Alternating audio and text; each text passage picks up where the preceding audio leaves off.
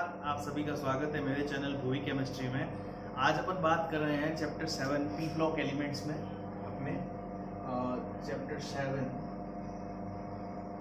P block elements का जो part है ग्रुप 16 एलिमेंट्स, ठीक है, ऑक्सीजन फैमिली या चेल्कोजेंस, उसमें आज अपन सल्फर डाइऑक्साइड के बारे में बात कर रहे हैं। सल्फर डाइऑक्साइड एक सल्फर का ऑक्साइड है, तो सल्फर डाइऑक्साइड के बारे में बात करेंगे और उसके बाद अपन सल्फर के कुछ ऑक्सो एसिड्स के बारे में बात करेंगे, ठीक है।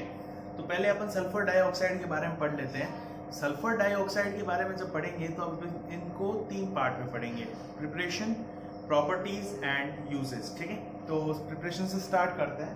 ओके, सल्फर डाइऑक्साइड या SO2, ठीक है, SO2 से इसको रिप्रेजेंट किया जाता है। इसके जब प्रिपरेशन मेथड्स की बात की जाती है तो प्रिपरेशन मेथड में फर्स्ट प्रिपरेशन मेथड है कि जब सल्फर को बर्न किया जाता है, जब सल्फर को ऑक्सीजन या एयर के साथ बर्न किया जाता है तब अपने को सल्फर डाइऑक्साइड मिलती है और उसके साथ कुछ अमाउंट में अपने को सल्फर ट्राइऑक्साइड का भी मिलता है, ठीक है। तो ये एक मेथड हो गया जिसमें ऑक्सीजन को आप क्या कर रहे हो, ऑक्सीजन के साथ सल्फर का सॉलिड फॉर्म जब बर्न किया जाता है तब अपने को सल्फर डाइऑक्साइड और कुछ अमाउंट में सल्फर ट्राइऑक्साइड मिलती है, ठीक है। उसके बाद जब इसके लेबोरेटरी मेथड की बात की जाती है तो लेबोरेटरी मेथड में सल्फाइट जो होते हैं, जो भी सल्फाइट सॉल्ट्स होते हैं, उनकी जब उनका एक्वस सॉल्यूशन की रिएक्शन जब डाइल्यूट सल्फ्यूरिक एसिड के साथ करवाई जाती है, तो डाइल्यूट सल्फ्यूरिक एसिड के साथ जब सल्फाइट की रिएक्शन होती है तो वहां पे सल्फर डाइऑक्साइड अपने को एज अ प्रोडक्ट मिलता है, ठीक है। और वाटर, अपने को वहां पे sulphur dioxide as a product मिलता है और ये इसका लेबोरेटरी मेथड है। उसके बाद बात करते हैं इंडस्ट्रियल मेथड की। सल्फर डाइऑक्साइड इंडस्ट्रियली बनाने के लिए सल्फाइड ओर्स का यूज किया जाता है, सल्फाइड ओर्स का, ठीक है, सल्फाइड ओर्स का यूज किया जाता है।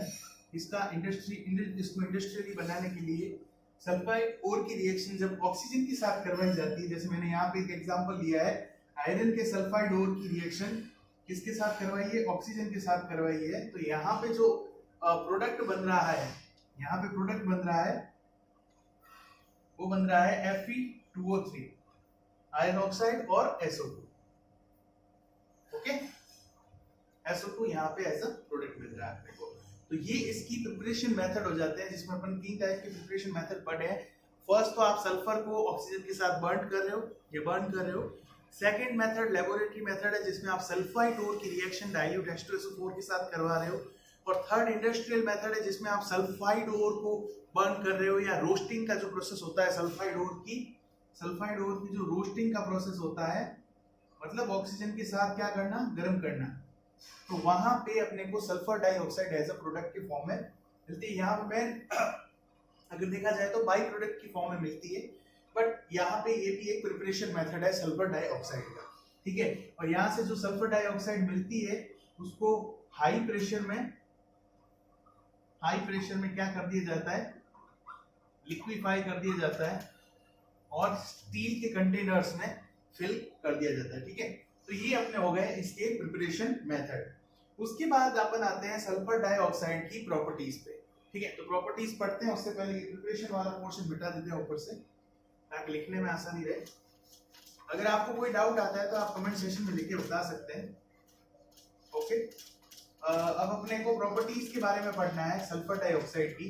तो सल्फर डाइऑक्साइड सबसे पहली बात है कि कलरलेस गैस होती है, ठीक है, विथ अ पंजेंट स्मेल और वाटर सॉल्युबल होती है, ठीक है।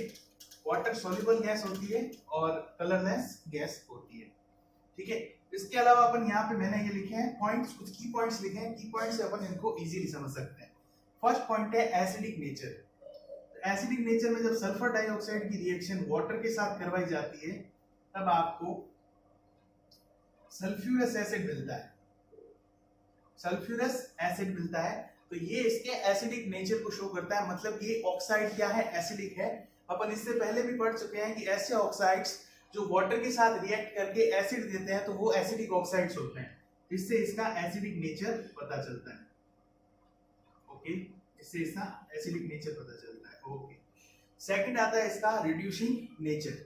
रिड्यूसिंग नेचर क्या होता है कि sulphur dioxide, moist sulphur dioxide है ना, मॉइस्ट सल्फर डाइऑक्साइड का मतलब क्या है, सल्फर डाइऑक्साइड के साथ वाटर है, तो इसकी रिएक्शन होती है और क्या बनता है H2SO3, और H2SO3 फर्दर रिएक्शन करता है सल्फर डाइऑक्साइड के साथ और बनाते हैं H2SO3 फर्दर वाटर के साथ रिएक्ट करके और बनाता है H2SO4 और साथ में बनती है दो नेसेंट हाइड्रोजन, नेसेंट हाइड्रोजन बनता है यहाँ पे, ठीक है। ये जो नेसेंट हाइड्रोजन है, ये आपके जो नेसेंट हाइड्रोजन है, ये नेसेंट हाइड्रोजन जो होता है ये अपने को यहाँ पे क्या शो करता है, ब्लीचिंग एक्शन, ठीक है। और यही रिड्यूसिंग नेचर का मेन रीजन भी होता है, क्योंकि रिड्यूसिंग एजेंट क्या, कोई भी रिड्यूसिंग एजेंट क्या काम करता है, रिड्यूसिंग एजेंट क्या करता है कि हाइड्रोजन प्रोवाइड करवाता है, मतलब दूसरों को क्या करता है, रिड्यूस करेगा और खुद क्या होगा, ऑक्सीडाइज होगा। तो यहाँ पे भी ये एक रिड्यूसिंग एजेंट की तरह काम करता है। तो रिड्यूसिंग एजेंट की तरह काम करने पे इसकी एक रिएक्शन है, जब Fe3+ की रिएक्शन करवाई जाती है तब ये Fe3+ को Fe2+ में कन्वर्ट कर देता है, ठीक है। ये Fe3+ को Fe2+ में कन्वर्ट कर देता है, जो कि इसके रिड्यूसिंग नेचर को शो करते हैं। एक और बात है ब्लीचिंग एक्शन। ब्लीचिंग एक्शन जैसा मैंने आपको बताया, यहाँ पे ये जो नेसेंट हाइड्रोजन है, जब इसकी रिएक्शन, ये नेसेंट हाइड्रोजन कोई भी कलरफुल ऑब्जेक्ट है उसके साथ जब नेसेंट हाइड्रोजन की रिएक्शन होगी तो वो क्या हो जाएगा, कलरलेस हो जाएगा, ठीक है। तो बट यहाँ पे एक इंपॉर्टेंट थिंग है, या कह सकते हैं रिमेंबर, याद रखने वाली चीज है कि सल्फर डाइऑक्साइड से जो आप ब्लीचिंग एक्शन करते हो वो टेम्परेरी होता है, परमानेंट नहीं होता। होता क्या है कि जैसे कलरफुल आइटम है, उसने हाइड्रोजन के साथ रिएक्ट किया और कलरलेस हो गया, ब्लीचिंग एक्शन हो गया। उसके बाद जब भी इसकी रिएक्शन वापस एयर के साथ होगी, एयर के साथ रिएक्शन होती है, यहाँ पे क्या हो जाएगा, ऑक्सीडेशन हो जाएगा और ये वापस से क्या हो जाएगा, कलरफुल, वापस से ये क्या हो जाएगा, कलरफुल हो जाएगा। तो ये एक टेम्परेरी ब्लीचिंग एक्शन है, यहाँ पे परमानेंट ब्लीचिंग एक्शन प्रेजेंट नहीं होता है, ठीक है। तो अपने को ये बात याद रखनी है, जबकि क्लोरीन का ब्लीचिंग एक्शन कैसा होता है, परमानेंट होता है, इसका यहाँ पे टेम्परेरी एक्शन होता है, टेम्परेरी, है ना, टेम्परेरी एक्शन। उसके बाद रिएक्शन आती है रिएक्शन विद क्लोरीन। तो क्लोरीन के साथ जब सल्फर डाइऑक्साइड की रिएक्शन करवाई जाती है तब यहाँ पे सल्फ्यूरल क्लोराइड बनता है, ठीक है। यहाँ पे बनता है सल्फ्यूरियल क्लोराइड। सल्फ्यूरियल क्लोराइड का फॉर्मूला होता है SO2Cl2, सल्फ्यूरियल क्लोराइड। यहाँ पे सल्फ्यूरियल क्लोराइड एज अ प्रोडक्ट बनता है जब इसकी रिएक्शन Cl2 के साथ करवाई जाती है। उसके बाद इसकी रिएक्शन करवाई जाती है ऑक्सीजन के साथ। तो जब भी सल्फर डाइऑक्साइड की ऑक्सीजन के साथ रिएक्शन करवाई जाती है तो अपने को क्या मिलता है, सल्फर ट्राइऑक्साइड। सल्फर ट्राइऑक्साइड अपने को एज अ प्रोडक्ट मिलता है। उसके बाद आता है कि रिएक्शन विद NaOH। तो जब भी आप सल्फर डाइऑक्साइड की रिएक्शन NaOH के साथ करवाते हो तब आपको मिलता है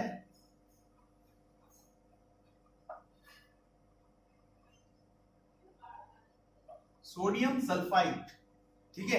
तब आपको सोडियम सल्फाइड मिलेगा, और सोडियम सल्फाइड जब फर्दर रिएक्शन करेगा,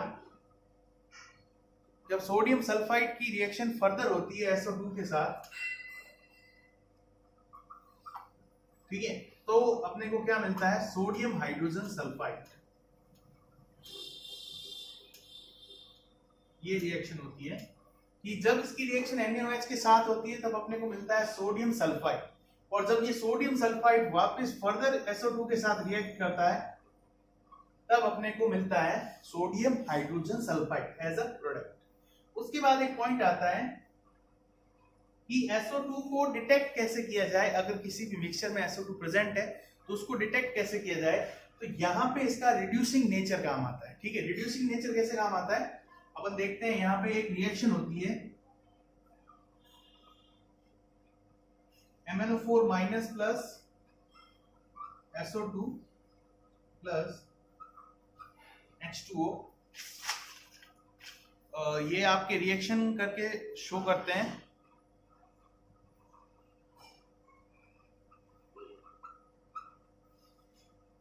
यहाँ पे मैंने जस्ट इसकी बेसिक रिएक्शन समझाई है आपको कि यहाँ पे इसका रिड्यूसिंग नेचर जो है वही इसको डिटेक्ट करने में हेल्पफुल होता है। कैसे? यहाँ पे MnO4 है और मैग्नीज का ऑक्सीडेशन स्टेट क्या है +7, और यहाँ पे जब इसका प्रोडक्ट बनेगा तो मैग्नीज का ऑक्सीडेशन स्टेट क्या रह रहा है +2। मीनिंग क्या है, यहाँ से +7 से रिड्यूस होके किसमें चला गया +2 में। तो ये +7 से जब +2 में रिड्यूसिंग होता है तो MnO4 होता है KMnO4 का सॉल्यूशन। तो KMnO4 का जो सॉल्यूशन होता है वो होता है डार्क वायलेट और पिंक टाइप, है ना, वायलेट पिंक कह सकते हैं। पिंक कलर का सॉल्यूशन होता है वो कलरलेस हो जाता है। ये जो पिंक कलर का सॉल्यूशन है वो क्या हो रहा है, यहाँ पे कलरलेस हो रहा है, जो कि ये शो कर रहा है कि आपके पास जो मिक्सचर दिया गया है उसमें SO2 प्रेजेंट है। तो ये इसका डिटेक्शन टेस्ट है, इसको पता करने के लिए कि अगर SO2 है आपके पास तो आप उसको KMnO4 के साथ मिक्स कर दीजिए। तो KMnO4 के साथ मिक्स करने पर उसका कलर जो है वो उड़ जाएगा या कलरलेस हो जाएगा, ठीक है, पिंक कलर हट जाएगा।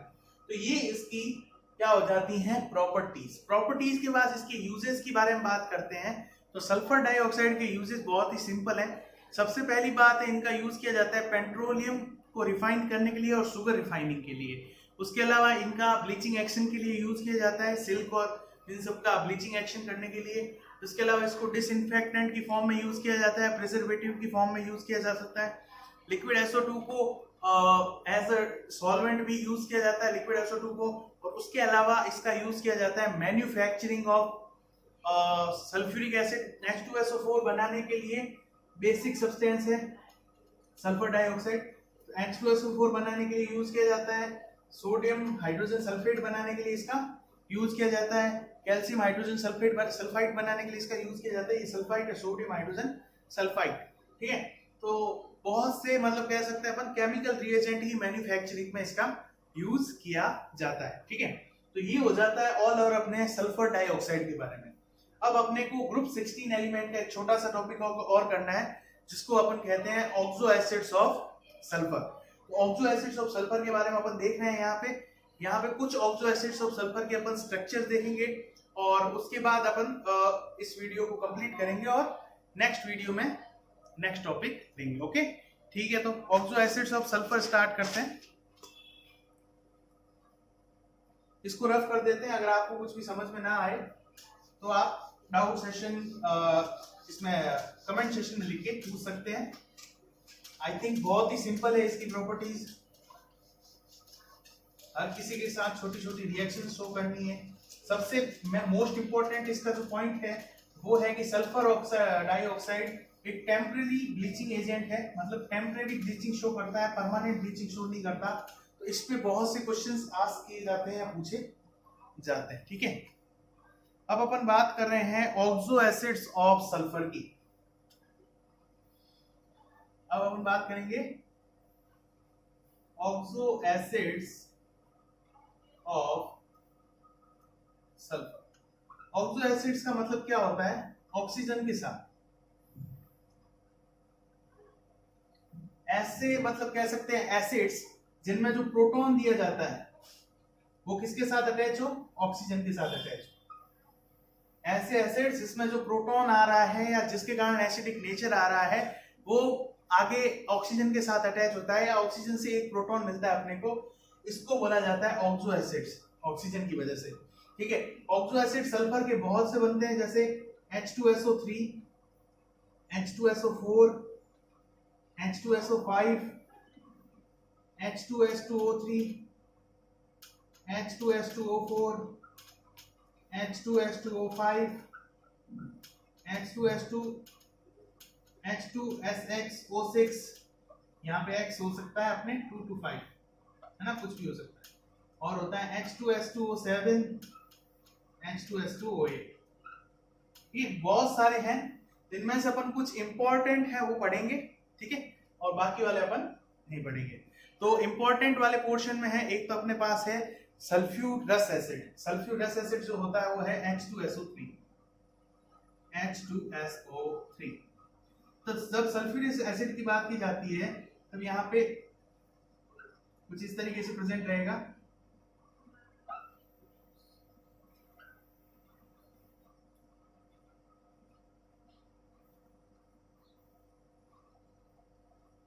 ये कुछ इस तरीके से प्रेजेंट रहता है, सल्फ्यूरस एसिड का स्ट्रक्चर है। तो यहाँ पे मैंने जैसा आपको बताया कि ऑक्सीजन के साथ जो हाइड्रोजन अटैच होता है वो प्रोटॉन की फॉर्म में निकलता है और वही एसिडिटी के लिए जिम्मेदार होता है, इसलिए इनको ऑक्सो एसिड्स बोला जाता है। तो यहाँ पे इसकी एसिडिटी कितनी हो जाएगी 1 और 2, मतलब ये कितने प्रोटॉन दे सकता है, 2 प्रोटॉन दे सकता है। इसको इसकी बेसिसिटी बोला जाता है। हालांकि क्योंकि कोई भी एसिड में कितने प्रोटॉन निकल सकते हैं वो उसकी बेसिसिटी होती है, और कोई भी बेस में कितने OH माइनस निकल सकते हैं वो उसकी एसिडिटी मानी जाती है। तो अपन यहाँ पे देख सकते हैं, सिर्फ अपने को इस पे ध्यान देना है कि यहाँ पे 2 प्रोटॉन अपने को मिल सकते हैं। उसके बाद बात आती है H2SO4 की। H2SO4 जिसको बोला जाता है किंग ऑफ एसिड्स, अम्ल का राजा, king of acids, king of acid बोला जाता है। तो H2SO4 के जब स्ट्रक्चर बनाई जाती है तो वो कुछ इस तरीके से बनती है। H2SO4 में 2 डबल बॉन्डेड ऑक्सीजन प्रेजेंट रहते हैं और 2 OH प्रेजेंट रहते हैं, मतलब यहाँ पे भी अपने को कितने प्रोटॉन मिलने वाले हैं, 2 प्रोटॉन मिलने वाले हैं। ठीक है, उसके बाद अपन बात करते हैं H2SO5। H2SO5 इसको बोला जाता है पर ऑक्सो मोनोसल्फ्यूरिक एसिड, पर ऑक्सो मोनोसल्फ्यूरिक एसिड, पर ऑक्सो मोनोसल्फ्यूरिक एसिड, और एक इसका और कॉमन नेम है कैरो एसिड। अब सबसे बड़ी बात ये है कि ये नाम पूछा जाए या नहीं पूछा जाए, ये नाम जरूर पूछा जाता है कि draw the structure of Caro acid, ये पूछ लिया जाता है। अब आपको H2SO5 को पता होना चाहिए कि H2SO5 को कैरो एसिड बोला जाता है, तभी आप इसका स्ट्रक्चर बना पाएंगे। या ऐसे पूछ लिया जाता है कैरो एसिड क्या फॉर्मूला लिखो। अब इसका स्ट्रक्चर किस तरीके से होता है, सल्फर, ठीक है, देन यहां तक सब मामला सेम है। अब क्या चेंज है, अब चेंज ये है कि इसका नाम क्या दिया हुआ है, पर ऑक्सो, मतलब परऑक्सी बॉन्ड प्रेजेंट रहेगा। ये लीजिए भैया, ये इसका स्ट्रक्चर हो गया, मतलब एक ऑक्सीजन और ऑक्सीजन के बीच में क्या है, सिंगल बॉन्ड है, और ऑक्सीजन और ऑक्सीजन के बीच में जब सिंगल बॉन्ड प्रेजेंट रहता है तब इसको परऑक्सी बॉन्ड बोला जाता है। और इस टाइम इसकी ऑक्सीडेशन स्टेट कितनी काउंट होती है, -1, जबकि नॉर्मली ऑक्सीजन की ऑक्सीडेशन स्टेट कितनी काउंट होती है, -2। इस बात पे ध्यान देने की जरूरत है कि पर ऑक्सो मतलब एक ऑक्सीजन ऑक्सीजन सिंगल बॉन्ड का लिंकेज यहाँ पे प्रेजेंट है। ओके, देन अपन पढ़ेंगे H2S2O8। ये अपन ने 3 टाइप पढ़ लिए। मैंने आपको बताया कि अपन यहाँ पे सारे नहीं पढ़ेंगे, अपन यहाँ पे सिर्फ कुछ एग्जांपल्स पढ़ेंगे जो इंपॉर्टेंट है और पूछे जाते हैं। H2S2, H2SO3, H2SO4, H2SO5, और उसके बाद अपन पढ़ रहे हैं अब H2S2O8। H2S2O8 जो है इसको बनाया इस तरीके से जाता है,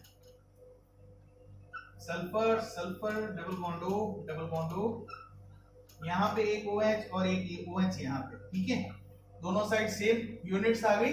कितने आए, 1 2 3 ऑक्सीजन आ गए और सल्फर आ गया, दोनों हाइड्रोजन आ गए, और बीच में क्या बना दो, परऑक्सी बॉन्ड बना दो।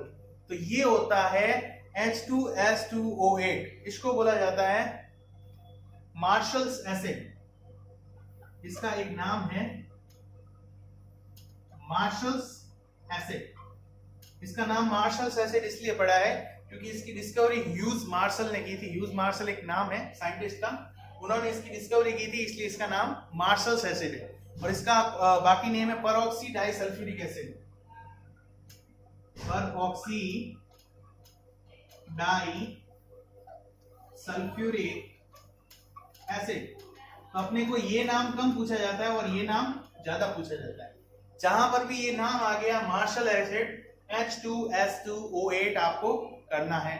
उसके बाद अपन एक पढ़ते हैं H2S2O7, ठीक है, H2S2O7 या जिसको बोला जाता है, कॉमन नेम पढ़ेंगे इसका H2S2O7, और इसको बोला जाता है पायरोसल्फ्यूरिक एसिड, पायरोसल्फ्यूरिक एसिड। और सबसे बेस्ट थिंग क्या है, इसको बोला जाता है ओलियम। अभी ओलियम डायरेक्ट अगर पूछा जाए तो ओलियम होता है H2S2O7। ठीक है। अब इस ओलियम को कैसे बनाना है, ओलियम को बनाना है इस तरीके से, ठीक है। ये सेम O, सल्फर O, और ये OH और ये OH, कितने हो गए, 2 हाइड्रोजन हो गए और 3 ऑक्सीजन हो गए। पीछे कितना बचा, 1, ये इसके बीच में डाल दिए। इसको बोला जाता है आपके ओलियम या ओलियम की स्ट्रक्चर या पायरोसल्फ्यूरिक एसिड। अब अपने पास एक और एसिड को अपने को पढ़ना है जो है अपने H2S2O3, ये वाला एसिड है, इसको बोला जाता है थायोसल्फ्यूरिक एसिड। इसको बोला जाता है थायोसल्फ्यूरिक एसिड। तो अपने को ये नहीं पढ़ना, ये नहीं पढ़ना और ये नहीं पढ़ना, ठीक है। थायोसल्फ्यूरिक एसिड अपने को पढ़ना है H2S2O3। तो H2S2O3 को किस तरीके से अपने को बनाना है, सल्फर, ठीक है, ऑक्सीजन, ओके, सब सेम रखना है। जो H2SO3 में था वही यहाँ पे लगभग सब सेम रखना है, और लॉन पेयर की जगह आपको क्या लगा देना है, एक सल्फर लगा देना है, डबल बॉन्ड के साथ। तो ये इसका स्ट्रक्चर हो जाता है थायोसल्फ्यूरिक एसिड का। आई थिंक आपको ये सारे स्ट्रक्चर समझ में आ गए होंगे। अब आपके लिए एक टास्क ये है कि आपको इन सभी स्ट्रक्चर्स में सल्फर की ऑक्सीडेशन स्टेट पता करनी है, ठीक है। तो ये आप कोशिश करेंगे अपने घर पे कि इसकी ऑक्सीडेशन स्टेट कैसे निकाली जाए। जैसे मैं आपको कोई भी एक एग्जांपल की बता देता हूं निकाल के। यहाँ पे अपने पास क्या है, जैसे यही है अपने पास कैरो एसिड H2SO5, ठीक है। अपने को स्ट्रक्चर से पता चल गया कि 2 ऑक्सीजन यहाँ पे क्या है, पर ऑक्सो है। तो यहाँ पे अपन काउंट करेंगे 2 प्लस सल्फर को रखेंगे X प्लस यहाँ पे 3 इंटू -2, क्योंकि 3 तो कौन है, नॉर्मल ऑक्सीजन है, plus 2 into -1 is equal to 0, okay. Then यहाँ पे हो जाएगा -6 -2 +2 और X, ये कट हो गया और ये -6 इस साइड जाएगा, तब आ जाएगा X इज इक्वल टू +6। तो यहाँ की जब बात की जाती है तो यहाँ पे सल्फर की ऑक्सीडेशन स्टेट क्या है, +6 है। इसी तरीके से आप सभी की ऑक्सीडेशन स्टेट को निकालिए और कमेंट करिए, ओके। थैंक यू बच्चों, वीडियो को लाइक कीजिए, शेयर कीजिए और चैनल को सब्सक्राइब कीजिए और हमारे साथ पढ़ते रहिए केमिस्ट्री, ओके। Thank you.